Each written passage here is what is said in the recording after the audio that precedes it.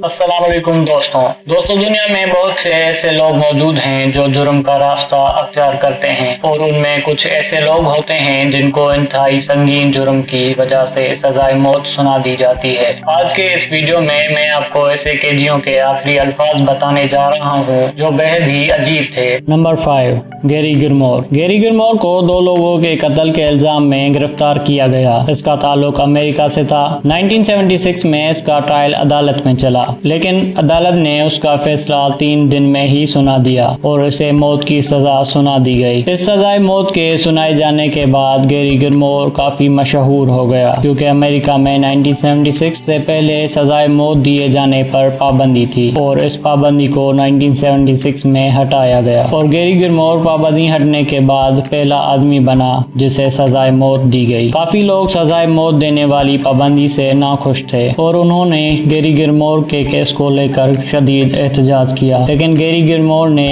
अपने केस के मुताबिक कोई अपील नहीं की और फांसी देने की डिमांड की। जनवरी 1977 में गैरी गिलमोर को कुर्सी पर बिठाकर गोलियां मार के मौत के घाट उतार दिया गया। मरने से पहले गैरी गिलमोर के आखिरी अल्फाज जो उसने गोलियां मारने वालों को बोले थे वो थे, लेट्स डू इट। ये अल्फाज दुनिया में काफी मशहूर हुए।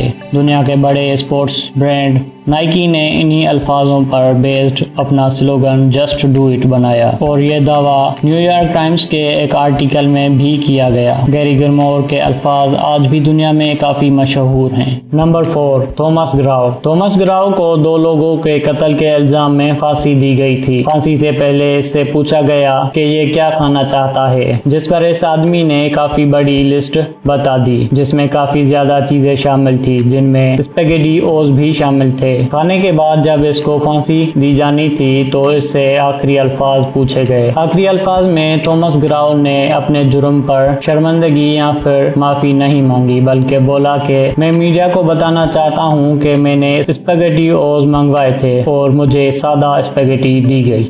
Number 3, George Apple. George Apple ने अमेरिका के शहर न्यूयॉर्क में एक पुलिस ऑफिसर को मारा था, जिसकी वजह से उसे सजाए मौत दी जानी थी। इसे इलेक्ट्रिक चेयर पर बिठाकर करंट मारा जाना था। मरने से पहले इसके आखिरी अल्फाज से, well gentleman, you are about to see a baked apple, यानी कि लोग एक बेक हुए एप्पल को देखने जा रहे हैं। मरने के घड़ी के वक्त भी जॉर्ज एपल ने अपने ही नाम पर मजाक बना दिया और इसके ये अल्फाज दुनिया भर में मशहूर हो गए। Number 2, James French. James French को एक कत्ल की वजह से उम्र कैद सुना दी गई थी, लेकिन वो अपनी पूरी जिंदगी जेल में नहीं गुजारना चाहता था। इसी वजह से उसने जेल में एक और कैदी को मार दिया, जिसकी वजह से उसे इलेक्ट्रिक चेयर पर बिठाकर मार दिया जाना था। जब इससे आखिरी अल्फाज पूछे गए तो जेम्स फ्रेंच बोले, how about this headline for tomorrow's newspaper, French fries. मतलब कि कल के न्यूज़पेपर में हेडलाइंस कैसी रहेगी, फ्रेंच फ्राइज। जॉर्ज एपल की तरह जेम्स फ्रेंच ने अपने मौत के वक्त अपने ही नाम पर मजाक कर दिया,